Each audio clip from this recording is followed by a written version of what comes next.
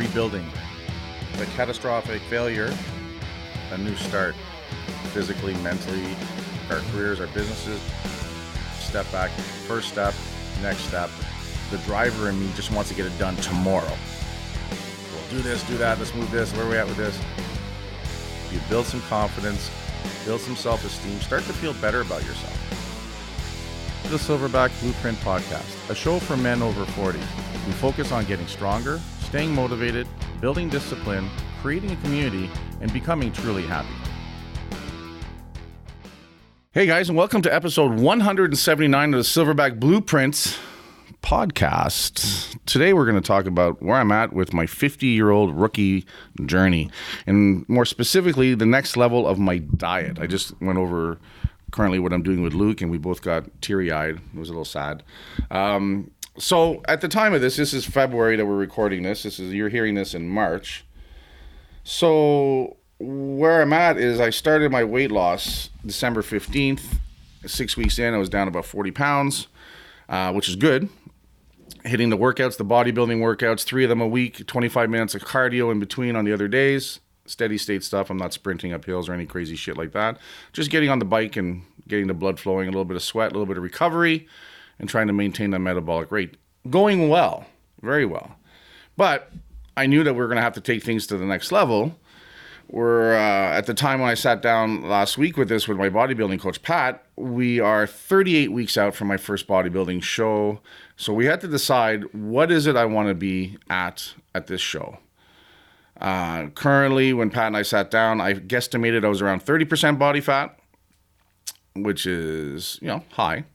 As a powerlifter, it's kind of average to low, but high as a bodybuilder goes. 10%, you start to see abs. Just put it that way. Guys winning shows, level 1 shows are probably around the 4 to 6 range, 5 to 8 range, depending who shows up, that kind of thing. So a little bit of realisticness. I'm not going into the show to win a show. If I'm the only masters and I come in first place, that means nothing to me. That actually is the other way around. I feel kind of stupid about shit like that. Same scenario when that happens in powerlifting. It only matters to me is if, I happen to hit that and I had a PR on the bench or a meet PR, then I'm cool with it, right? But if I just go in, show up, and I come in first because no other clown was in there, means nothing to me. And I think if you brag about that shit, you're a fucking asshole. But anyway, I digress. There's a few people out there that do that, and it drives me crazy. So really, the whole goal of this is to get down to a body fat level that I've never been at, and to do it on stage, which I've always wanted to do, and to commit to that level on something that's that big is all the value for me in this whole project. This is the whole thing. This is the stuff that matters to me the most.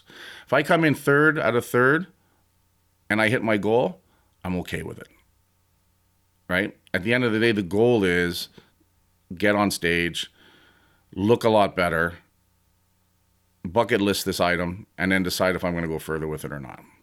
So we sat down, we looked at our numbers, and we said, all right, Pat asked me, Kurt, where do you want to be? And I said, well, I'd like to have abs. So he says, well, that's 10%. He goes, that's ambitious. He goes, that's very ambitious. I'm like, excellent, because that's my middle name. Excellent, not ambitious. But anyway, maybe we should take that out. I don't know. Anyway, no, that's who I am. Just deal with it, people. So 10%. 10% is abs. Right? My kid actually, he was my 17-year-old was in the gym the other day, and we did the body fat measurement on him. And sure enough, he's takes his shirt off. He's got like a 6-pack. He's lean. He's at 10%. So that's where I'm going. So that's a big change. That's a big goal to have. I've never been there, so I'm pumped. I'm excited about it. But what we had to do at that point is say, all right, well, to do that, to drop 20.7% body fat in 38 weeks. We have to work backwards now. So we figured out how many calories a day I should be taking in. And then we figured out how many calories I have to deficit that by every day to achieve this goal. So the end result, take all the math and the configurations out and stuff, because that's just secrets, guys. I can't share, right? I have to eat 1,900 calories a day. Now, 1,900 calories a day isn't starving. But it's a lot less than the 3,200 I'd been doing, which I have lost 40 pounds on.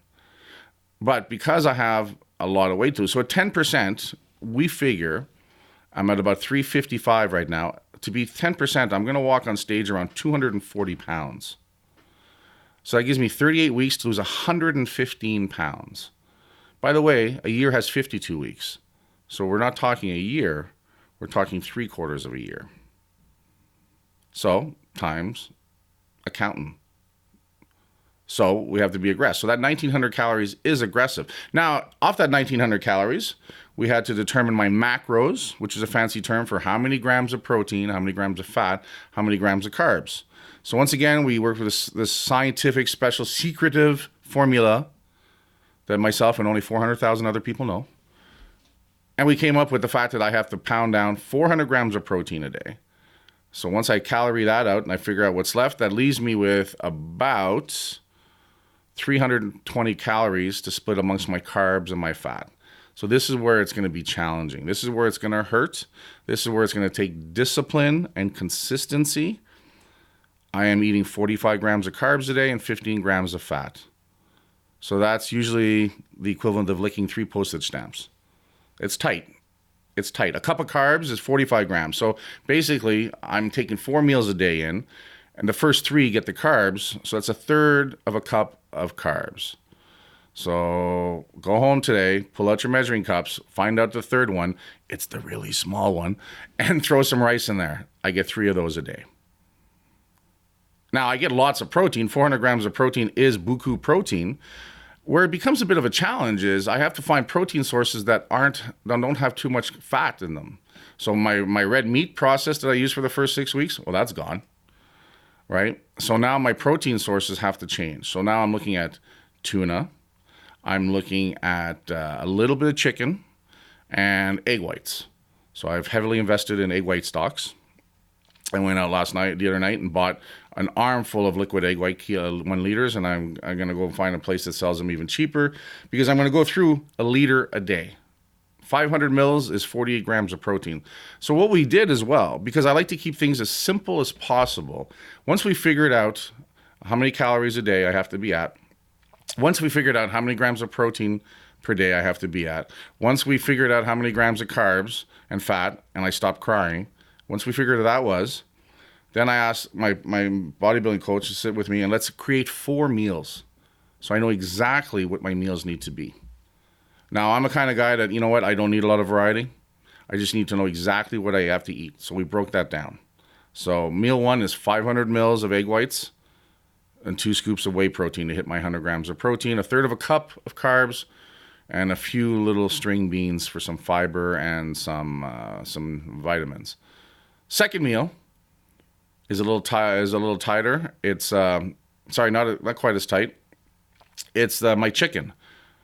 So 6 ounces of chicken thighs. I can't eat chicken breast, too dry. So chicken thighs, but that also takes care of my fat content. It happens. There's enough of that fat in those chicken thighs for me to hit my fat goal for the day. 1/3 of a cup of rice and a 1/3 of a cup of string beans. And then my final meal is all protein because I've hit my carbs and I've hit my fats. So that final meal is 500 mils of egg whites and 2 scoops of whey protein. Now, when you look at it on paper, it looks pretty raw, looks pretty sparse. It hasn't been going that bad at all, actually, I have to say. A couple things I've learned is once I start eating, I'm fasting till about 1 o'clock. Then I weigh in every day at 1, and then I have my meal. Once I do start my meals, I have to keep them 3 to 4 hours apart. If I go longer than that, then I run into some problems. I run into that low carb, that bonk. It happened to me first and second day. So what I did is I got busy and I got sidetracked. So now I make sure that basically I set a timer on my iPhone that goes off every 4 hours once I start. And if I do it that way, then I'm appreciating the meal. I'm not starving, but I'm also not bonking. So that I'm able to manage the energy. Because going that low in carbs and that low in fat, right, it's going to take a while for me to switch over efficiently to the fat burning. And I have lots of fat, which is the good news. and there's lots of energy in there, but the body needs to get better and more efficient at switching over to that. I need to be in a constant state of thermogenesis. And it's happening. I've always got a little bit, I can feel the warmth in my lower back a lot now. As soon as I start doing some steady state biking, I start to get a little mild sweat going. So it's happening. I can feel it. And I mean, weighing in every day, I'm seeing I'm down about 1.25 pounds every day. So those are good. I mean, we figured out I need to be about 5.5 pounds a week as a steady weight loss to get to that weight that I'm looking for. But the other thing too is every 2 weeks, we're going to sit and reevaluate the numbers so that if I start to lose too fast, we can make some adjustments. If it works really well, I drop weight really quickly initially, I'm going to be able to up my calories, and then obviously my percentages will change a little bit as well. So again, it goes down to knowing what it is I have to do, have that target, follow that consistently, there's that word again, and then turn around and review the results consistently as well. So, at the end of the day, it's a big change to my diet, manageable change to my diet, but the planning and the consistency is more important than ever. And little things. I posted this on Facebook the other day. Now I'm looking at every time I go to put something, to ingest something, I'm looking at it like I've never had it before, and I'm reading the label. So I liked a couple of rock stars a day, for the energy kick and all that kind of stuff. But you know what? Even the low sugar ones are anywhere from 5 to 10 grams of sugar. I'm like, well, that doesn't fit when I'm only allowed 45 a day, right? So again, that's off the table. Well, I'm used to having that level of caffeine. I like having a couple of coffees a day where I put the coconut oil in and have like the bulletproof version of things, right? A good coffee source, great caffeine, great catamines with some fats. Well, you know what? I'm switching to straight black coffee now because I can't have those fats. I'm only allowed 15 grams a day. That gets taken up pretty much in my chicken. So definitely, not sparse, but definitely some changes. But this shows you, though, and I've always said this about bodybuilding, what I admired most about bodybuilding was the details. The devil was in the details, the consistency, looking at something and being able to almost visually tell you how many grams of carbs there's in that and how many grams of fat and how many grams of protein. Getting to know your food to such a level. So for me, I need to make it super simple because a lot of that stuff I rhymed off earlier about the egg whites and this and that, I didn't know until this week. I knew it was a high protein source. I didn't know how many grams of protein I was getting per 250 or 500 mil. I wouldn't have been able to tell you that. So I have to become more involved. I have to look at everything I go to eat as, like I said, a stranger, and like I've never seen. What is this? I've never seen this before. What's on the back, right? But it makes you more aware. And you have to be accountable because that's what bodybuilding is. It's not the training that's the hard part, right? It's staying on top of your food, being consistent, knowing your numbers, right? And then settling in and saying, this is what we're doing for the next 38 weeks. Committing to that level. Now, I was talking to my group, my 6-week transformation group last night. This is Tuesday. Monday nights we sit down and do a weigh-in and we have a little conversation. So they were asking me about what's going on with me. They see the changes. And at this point, you can almost see the changes weekly. So they're interested and they're like, wow, and this, and then, they're blown away that it's still 105, 110 pounds I need to lose, And so one of the ladies who knows me from the gym for a few years, been a member, she goes, Kurt, why would you pick such a big, overwhelming goal? And I said, that was a great question. And I said, I felt I needed a big, overwhelming goal. And I believe I need it for a few reasons. Since I'm 20, I've always talked about competing on the bodybuilding stage. I fancied myself a bodybuilder for many years, hitting the weights and pump and stuff like that. But I never went through with it. I never committed to it. I never walked the walk to that level, nowhere near that level. So to me, this is something that has to be done because I'm 50. Time is running out. I don't want to get to the end of it and go, fuck, I wish I would have done this. I want to turn back and go, I did that, and that led to this, and that led to this. Super important. I also believe, though, by having such a large goal, the last 2 years I had big goals in powerlifting, and I attained most of them, that I realized that I operate at a higher level when I've got big goals, bigger goals. And I find having such a big shift on this one, it's making the other things I have to deal with seem a lot easier. Running the business, building the brand, super important to me, super challenging. But I'm in a better comfortable wheelhouse doing that. This takes me outside my comfort zone. So I find it's making me tougher, and it's making me tougher mentally, and it's making me tougher mentally weekly, which is making it so that I can handle other things much more efficiently. Because in comparison, they don't feel as tough as what I'm doing for this right now. And I want this big goal. I want to do something like this. I want this challenge. But I'll tell you, I already know that once I get to the other side of it, right, I'm looking forward to the journey. I can't wait to see what happens. I can't wait to see what I feel like on the inside every day as I get closer and closer. You know, I'm not kidding myself. I know there's going to be some tough times ahead. I know there's going to be some things, but I also believe that if I have a system and I have a team behind me and I'm consistent, it's not going to be anywhere as tough as it would be if I didn't have those things in place. I have confidence in that. But I'm also excited to get to the other side because when I get there, I want to say, what's next? What am I going to do next? What's my next challenge? Because weighing 245 pounds in the back of my mind seems crazy. I haven't weighed that since high school, let alone lean and jacked with muscle. So I'm excited to be that person. I'm excited to get up and be that guy that walks around. I think I'll float. I think I'll be so light that I'll just hover everywhere. I'll run everywhere. I'll wear no shirt. It'll be crazy. But I'm looking forward to it. What's that going to feel like? What's simple things like bending down to tie my shoe going to feel like weighing 150 pounds less?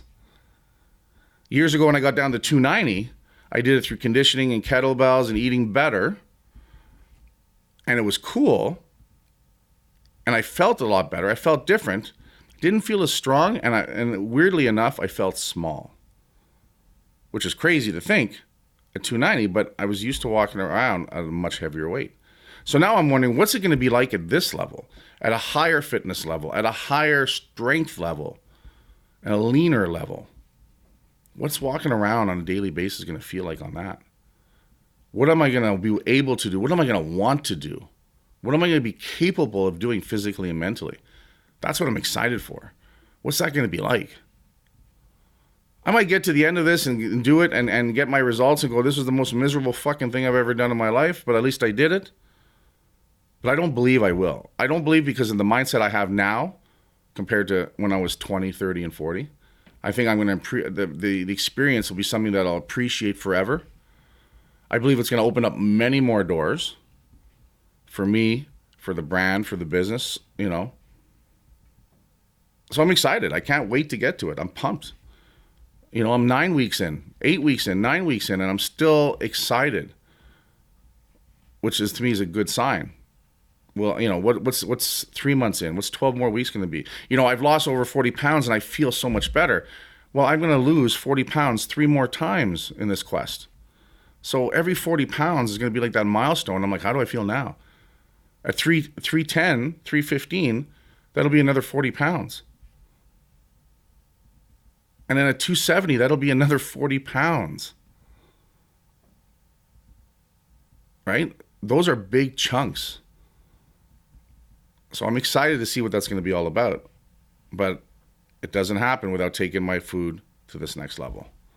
It doesn't happen without me monitoring my weight every day and being honest with myself and being committed and being consistent. I think I'm going to, you know, the value in what I'm doing is the journey will reward me so much as personal growth and experience that it doesn't matter if I come in at 10% or 9%. That's my goal, 10%, have abs. If there's 4 people in my category and I'm at 10%, I'm not going to win. But I'm going to win because of the journey. I didn't lose 20 pounds and say, hey, it's time to get in better shape and go back on stage. That'll be afterwards, when it's my second time and my third time. But losing a total of 145 pounds and getting down to 10% body fat in 40 weeks, 44 weeks from start to finish. If anyone else told you they did that and they showed you they did that, it's amazing. To me, that's what the cool part is. That's the win. That's the victory. And I've always said, and I maintain it, I'm doing it. And if I can do it, every one of you listening out there can do it. Guys, that's all I have to say for now. Head on over to iTunes. Leave us a 5-star review, 5-star rating. head on over to hostilegear.com. Use the code word Silverback to get 20% off your I Hardly Eat Any Carbs hoodie. And as always, guys, work hard, motherfuckers, and I'll talk to you guys later.